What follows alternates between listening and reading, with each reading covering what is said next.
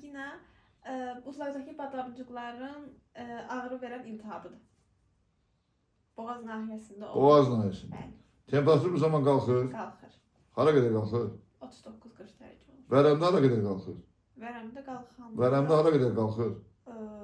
o da 39-40-dır. Yox, 37-38 dərəcədən ayrı qalxmır. Ona görə vərəm qorxuludur. O temperatur yuxarı olsa yaxşı da aşağı. Vərəmdə yuxarı olsa... Bir insan infeksiya xəstəliyi keçirir. Onda bədən temperaturu qalxmır. Bu qorxulu işdir, yoxsa asan yaxşı şeydir. Qorxuludur. Qorxuludur.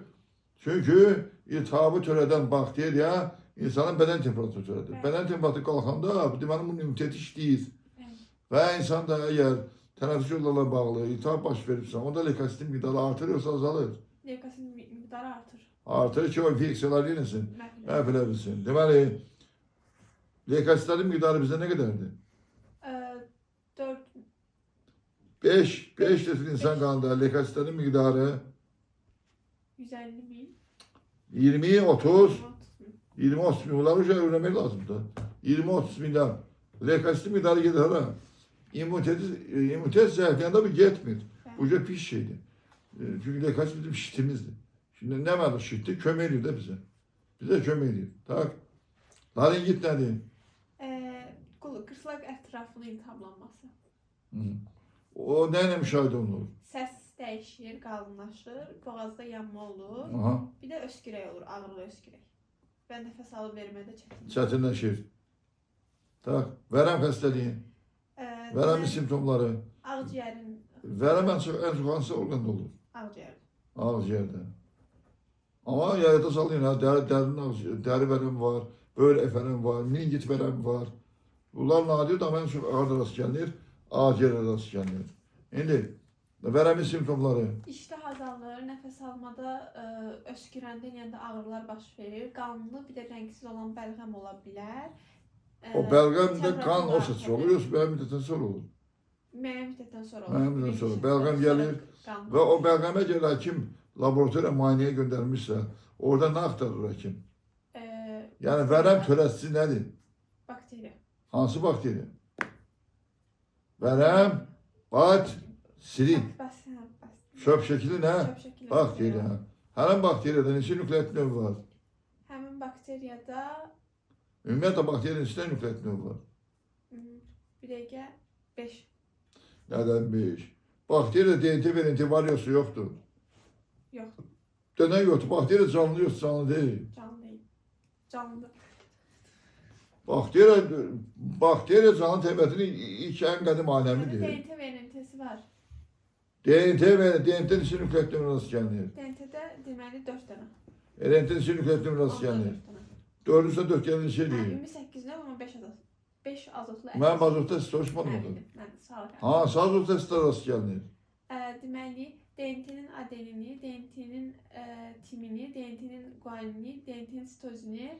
RNT-nin adenini, guanini, sitozini yoxdur. Hamısı sayılır. Azotda əsas. Onlar eynidir. DNT verində fərqli olan azotda əsaslar. Adeninlə, timinlə urasil. Timin avrasi. Ona görə 3+2 bərabərdir neçə? 5. Ona görə timin azotda əsası neçə nükleat növündə məqəməsində iştirak edir? 1. Hansı? DNT. DNT nükleatit deyil axı. Timin nükleatitdə. Azotda nükleatin nə idi tərkib hissəsində? Urasil azotda əsası neçə nükleat növündə məqəməsində iştirak edir? Hansı bir? Urasilin. Urasil və İslam da. Bunlar o erintilidir, bu da DNT rast gəlinir. Farengitin simptomları. Deməli, orada burunla qırslaq arasında iltihab olur. Birinci, burundan əvvəl açıq, sonra selik rəngin dəyişərək gəlir. Quru, bir də şiddətli öskürək olur. Əvvəlcə quru, sonra şiddətli olur. Burun iltihabı. Burunun selikli qışası. Onun elmi adı var, yoxsa yoxdur? Renit. Renit. O nə ilə müşahidə olunur? Burundan axan selik əvvəlcə açıq rəngli olur, sonradan rəngi dəyişir. O burun boşluğuna iltihab nəyə təsir edə bilər? Məsələn, reseptorlarla bağlı deyirəm. Burun boşluğuna hansı reseptorlar rast gəlinir? Qoxu reseptorları olur. Və o burunda tutulan qoxu reseptorları tutur, sinipslər hara ötürülür? Gicgahar. Gicgahar. Gicgahda o deməli qripət olan insanda qoxu hissiyatı nə edə bilər? İtə bilər. Koronavirus. Koronavirusda nə olurdu? O iltihabı nə olur? O simptom itirdi də. 40. Bronx. Bronx. Bronx. Bronxlarda və bronxiyallarda olan iltihabdır. Öskürək zamanı döş. O bronx tənəffüs sisteminin hansı hissəsində yerləşir? Tənəffüs sisteminin neçə hissədən ibarətdir? 2. Hansı ki? Burun, Yox. hava yolları, Aparıcı yollar və ağciyər. ağciyər. O bronx hava Hava aparıcı aparıcı yollardadır. yollara aiddir. Hava aparıcı yolu neçə boşda yerləşir? Hava aparıcı yollar 2. Burun boşluğu, bir də döş boşluğu. Vərəm xəstəliyinə tutulmuş bir insana həkim kimlərlə kontakt olduğunu söylüyor. Həkimə bu nəyə lazımdır? Çünki vərəm infeksiya, keçici bir xəstəlik. O necə deyim Yayıcıdır.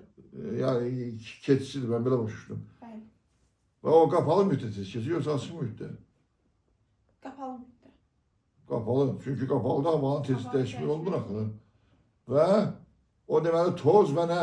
Damcı, Damcıların damcı infeksiyasıdır. Taş biri öskürdü, vərəm çöpləri çıxdı, düşdü torpağın üzərində. Orada yaşayır yoxsa yaşamır. bir müddət yaşayır da. Bir müddət yaşayır və digər insanları yolturmaq ehtimalı kifayət qədər neyinir? Var. Ehtimalı var. Və vərəm xəstəlikləri, vərəm xəstəliyinə qarşı dözümlü artırmaq üçün hansı vitaminləri qəbul etmək lazımdır?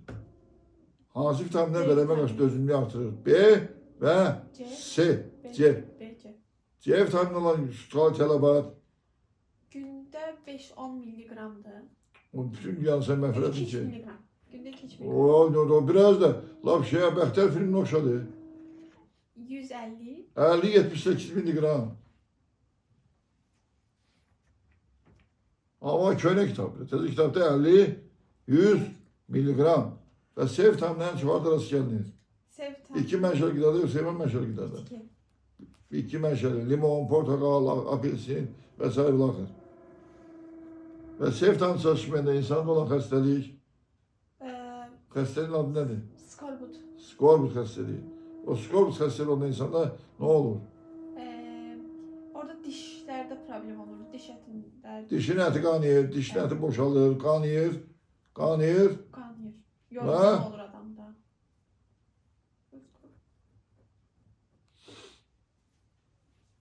İnsanda 16 yaş, 20 yaşına çıxan dişlər çıxmayıbsa, onda olan dişlərin sayı Deməli 16 yaşda ağıl dişləri başlayır çıxmağa. Bunlar yoxdursa, deməli 16-20 yaşında çıxacaq dişlər çıxmırsa, onda bu 20 insanda dənə olan dişlərin sayı 20. Çünki necə 20? böyük yazılar çıxmayıb da. O da 12. O 4'dür. O insan, yetkin insanda nə qədər diş olur? Ümumi 32.